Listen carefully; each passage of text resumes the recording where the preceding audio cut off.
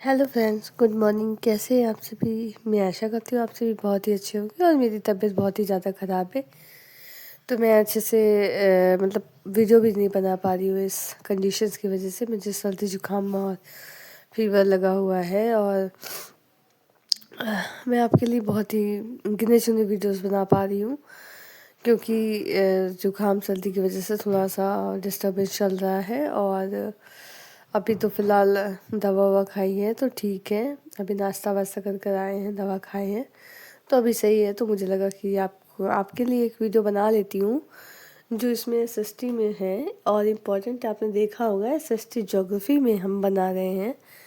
Geography में इसलिए बना रहे हैं क्योंकि छोटे छोटे पार्ट्स हैं जो बहुत ही ज़्यादा इम्पॉर्टेंट है। हाँ, और ये बहुत बड़ी भूमिका निभाते हैं आपके सीटेट के पेपर में। ठीक है, जैसे कि हमने यहाँ ऊपर टैग में डाल रखा है वायुमंडल की संरचना। आप लोग जानते होंगे कि वायुमंडल की संरचना क्या होती है ना।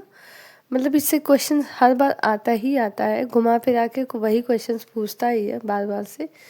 क्योंकि भैया जो एनसीईआरटी है उसमें ज़्यादा से ज़्यादा 7-8 लेसन होते ही हैं, तो कुल मिला के उसी सब में से घूम फिरा के पूछेगा आपसे। तो आइए हम देखते हैं वायुमंडल की संरचना। वायुमंडल की संरचना में हम जानने से पहले ये जानते हैं कि वायुमंडल की जो परतें होती हैं, आप लोगों ने बहुत सारे सर से टीचर्स से पढ़े होंगे तो उन्होंने बहुत डीप आपको बताया होगा, लेकिन मैं आपको डीप नहीं बताऊंगी क्योंकि डीप बताने का कोई मतलब नहीं है। यहाँ पे सीटेट का पेपर हमें क्रॉस करना है तो इसके लिए बहुत ज़्यादा डीप जाने की ज़रूरत नहीं पड़ती है। ठीक है, तो आइए हम इन 5 परतों को जानते हैं और जो मुख्य मुख्य चीज़ें हैं वो हम आपको इंडिकेट करते जाएंगे, बताते जाएंगे। ठीक है, तो पहले तो हम लिखते हैं वायुमंडल की संरचना में कि 5 परत होती हैं। और उससे पहले टारगेट क्लासेस में आप सभी लोगों का वेलकम है, स्वागत है। सभी लोग हमारे चैनल को please subscribe, share and like कर दीजिएगा और आगे बढ़िएगा। ठीक है, बिना लाइक शेयर सब्सक्राइब मत करे जाइएगा क्योंकि बहुत मेहनत लगती है वीडियो बनाने में, पहली बात तो। और इस कंडीशंस में हम बना रहे हैं वीडियो, तो इसलिए भी आपसे कह सकते हैं कि प्लीज़ लाइक शेयर सब्सक्राइब करके ही जाएं, देख कर जाएं। अच्छा लगा तो लाइक कर दीजिए, नहीं अच्छा लगा तो कोई बात नहीं। ठीक है, तो चलिए आइए जानते हैं वायुमंडल की संरचना में हम क्या है। वायुमंडल की संरचना में हम 5 परतों को पढ़ेंगे। 5 परतें तो आप जानते हैं वायुमंडल की संरचना में 5 परतों में विभाजित है।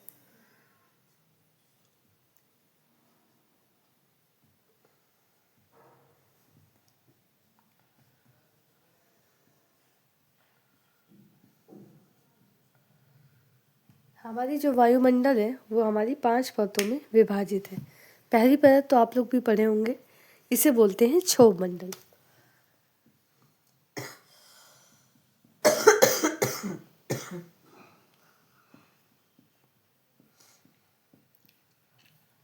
इसको क्षोभ मंडल हिंदी में कहते हैं और इसको इंग्लिश में कहते हैं ट्रोपोस्फेयर।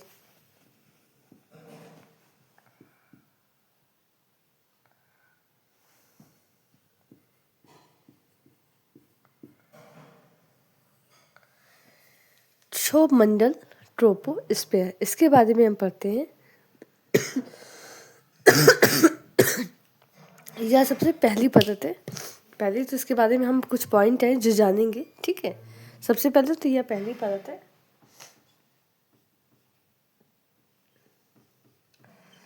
यह हमारी पहली परत है।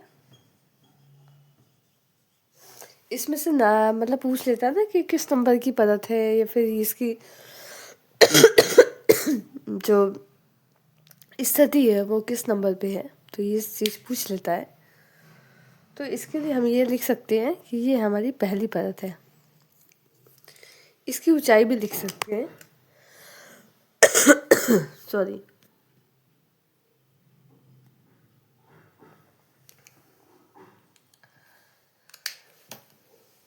सेकंड टॉपिक में हम लिखेंगे इसकी ऊंचाई क्या है। ठीक है, ये कितनी फैली हुई है।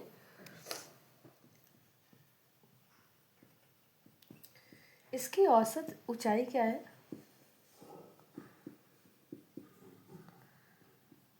लगभग 13 किलोमीटर।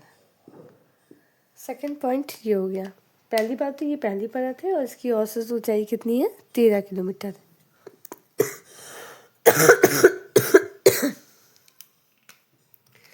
यहाँ पर मौसम से रिलेटेड यानी हमारे सीजन से रिलेटेड जो सारी घटनाएं होती हैं वो होती हैं। ये इसका सबसे मुख्य पार्ट है, सबसे मुख्य बिंदु है। ठीक है, दिख रहा है? हाँ, मौसम से संबंधित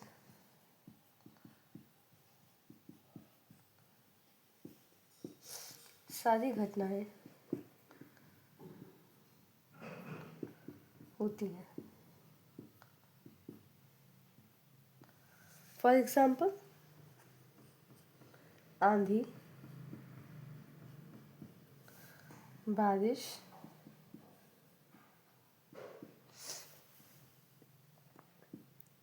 ओला,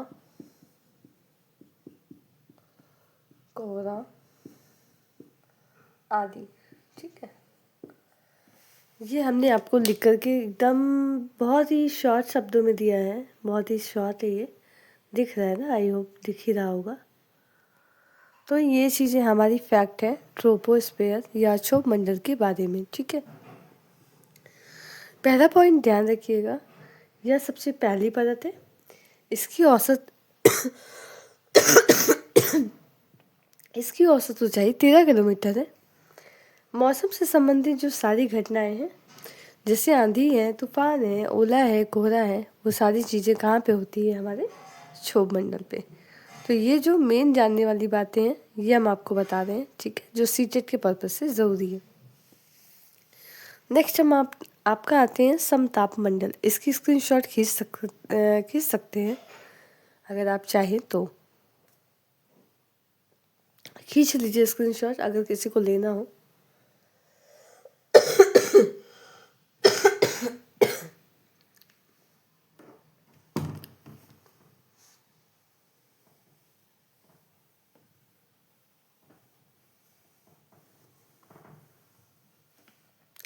नेक्स्ट हम आते हैं समताप मंडल।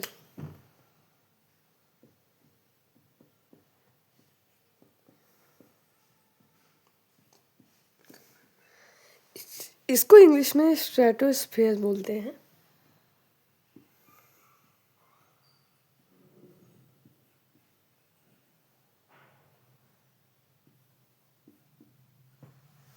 ठीक है, समताप मंडल को स्ट्रेटोस्फीयर बोलते हैं। कुछ इसके भी पॉइंट इंपॉर्टेंट है जो हम आपको लिखवा देते हैं। यह दूसरे नंबर की परत है, ये आप तो जानते हैं।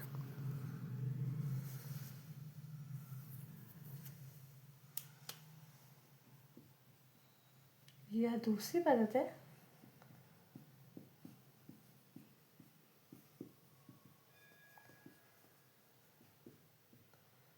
इसकी औसत ऊंचाई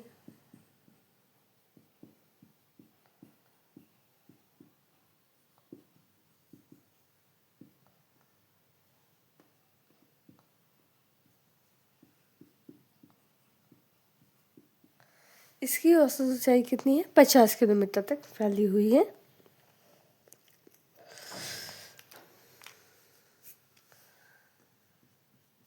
पॉइंट थर्ड हम लिख सकते हैं, यहाँ पर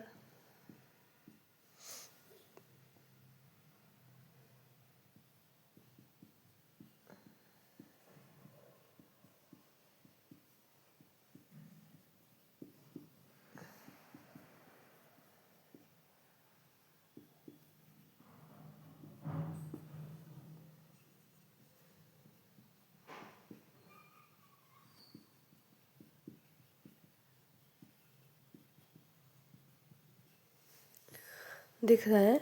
हाँ, यहाँ पे थर्ड पॉइंट हमने लिखा है, यहाँ पर बादल नहीं होते हैं क्योंकि भाई यहाँ पे ये कौन सा मंडल है? समताप मंडल है। हाँ, और यहाँ पे आपका बादल नहीं पाया जाता है। इसलिए हवाई जहाज उड़ाने के लिए क्या है, ये एक बेस्ट स्रोत है या आदर्श क्या है? आपका आदर्श स्थिति है यहाँ पर। नेक्स्ट हम लिखते हैं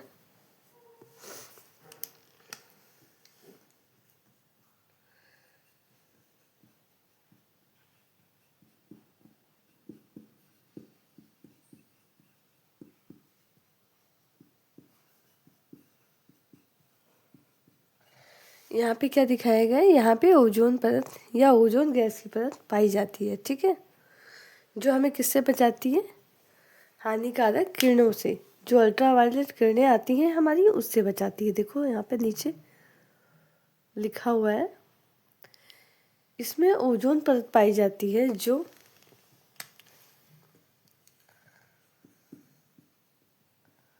सूर्य से आने वाली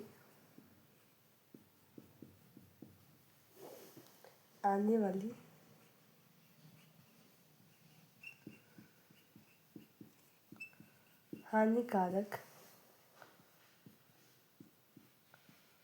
किरणों से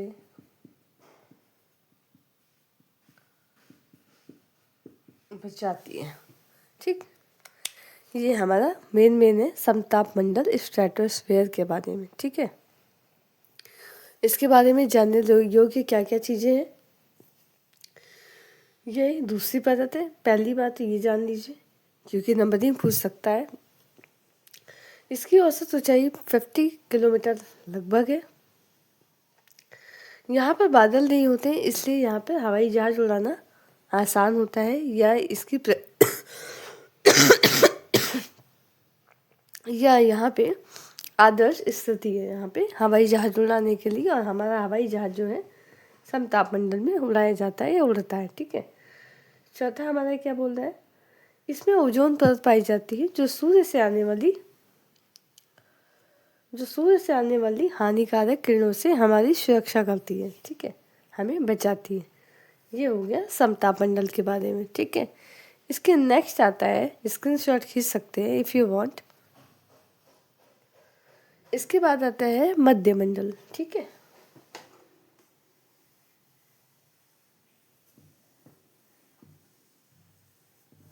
ये बहुत ही चुनिंदा पॉइंट है जो आपके लिए ज़रूरी है, सीटेट के लिए ज़रूरी है।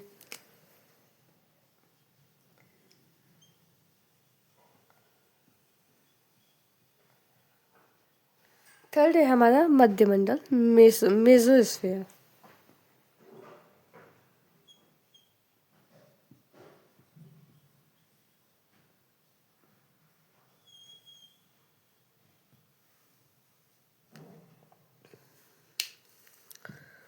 यहाँ पे क्या क्या होते हैं, क्या क्या पॉइंट यहाँ पे लिखना है, ये तीसरी आपकी क्या है, ये तीसरी आपकी नंबर की परत है, ठीक है।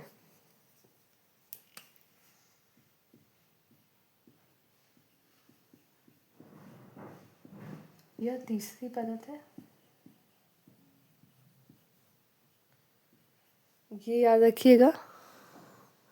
और इसकी औसत ऊंचाई क्या है, 80 किलोमीटर।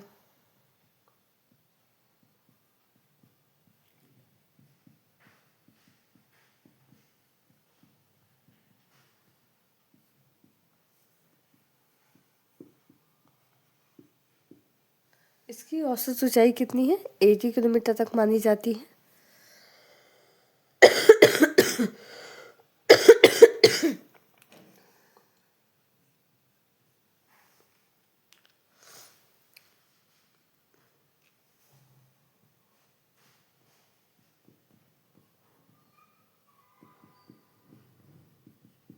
दिख रहा है ना, यहाँ अंतरिक्ष में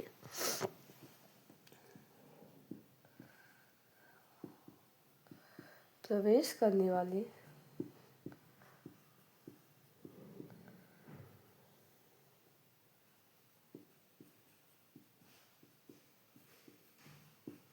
उल्का पिंड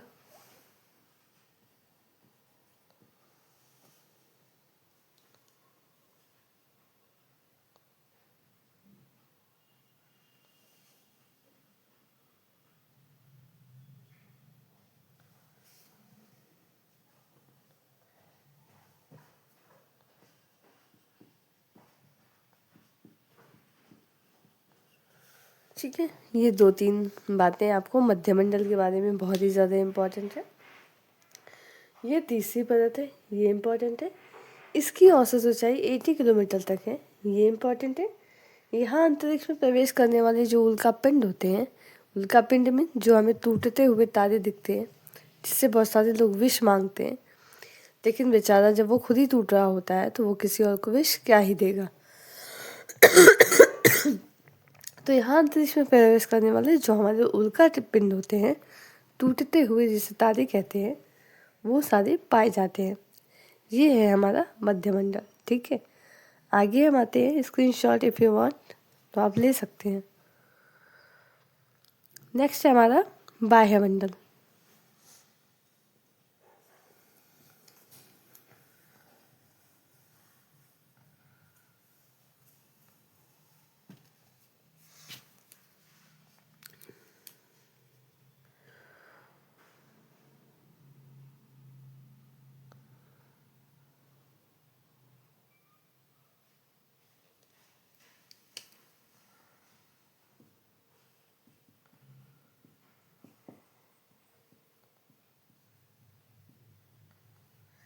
बाह्यमंडल, इसे और क्या बोल सकते हैं? तापमंडल भी बोल सकते हैं। इसके और भी नाम है। इसे हम तापमंडल भी बोल सकते हैं।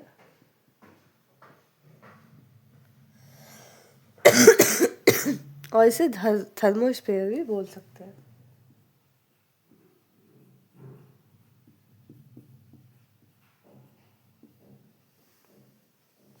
इसे हम थर्मोस्फीयर, तापमंडल, ये क्या बोल सकते हैं? हमारा बाह्यमंडल। ठीक है,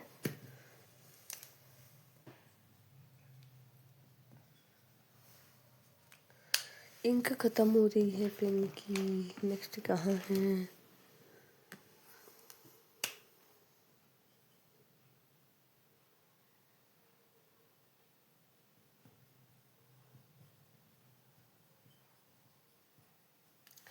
इसमें डाल देते हैं, यह हमारी चौथी परत है।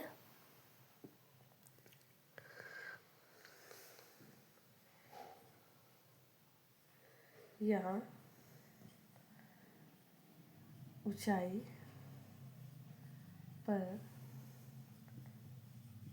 जाने में तापमान घटता जाता है। यहाँ पे आप जैसी ऊंचाई पे जाएंगे और भी ऊंचाई पे जाएंगे क्या होगा? तापमान घटता जाता है। ठीक है, आयनमंडल इसका एक भाग है।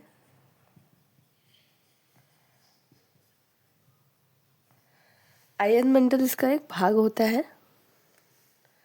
चौथा लिख सकते हैं,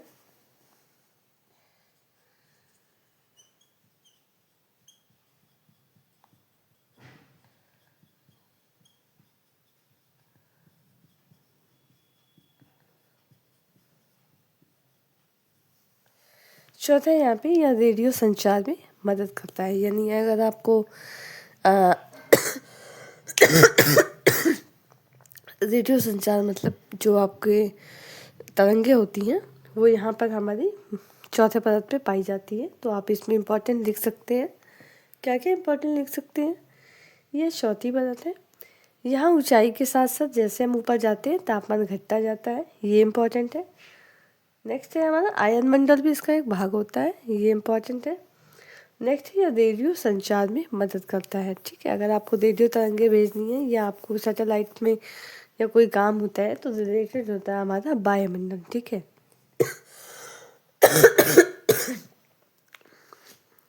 नेक्स्ट है हमारा बहिर्मंडल। स्क्रीनशॉट खींच सकते हैं आप लोग।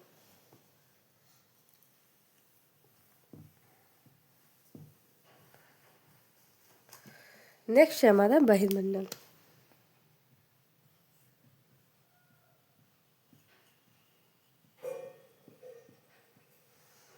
बहिर्मंडल को हम इंग्लिश में क्या बोल सकते हैं?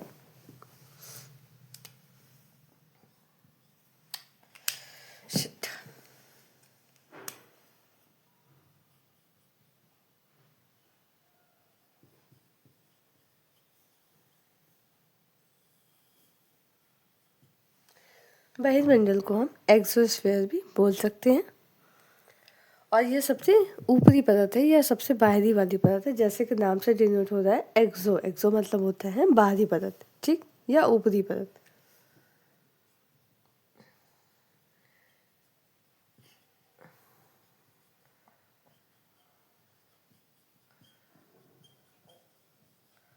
इसके बारे में ये देख लीजिए, यह सबसे ऊपरी परत है।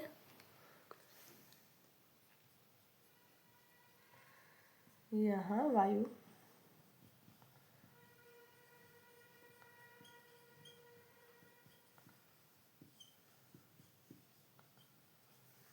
वायु बहुत पतली होती है। इसके कारण यहाँ पे क्या होता है, यहाँ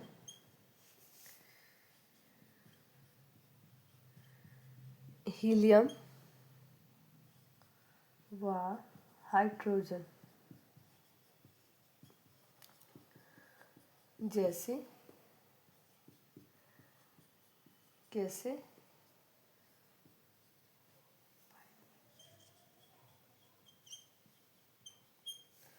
ठीक। इसके बारे में 2-3 पॉइंट आप लिख सकते हैं बहिर्मंडल या एक्सोस्फीयर के बारे में। यह सबसे ऊपरी परत होती है, यानी लास्ट की परत है। यहाँ वायु बहुत ही पतली होती है। पतली होती है मतलब एकदम हल्की होती है। तो यहाँ पे जो हीलियम है और हाइड्रोजन जैसी गैसें होती हैं वो यहाँ पे तैरती हैं, हाँ, यहाँ पे रहती हैं। और जो हीलियम गैसें होती हैं वो किस में पाई जाती हैं, बलून में पाई जाती हैं। आप लोगों ने देखा होगा ना कि गैस वाले गुब्बारे होते हैं,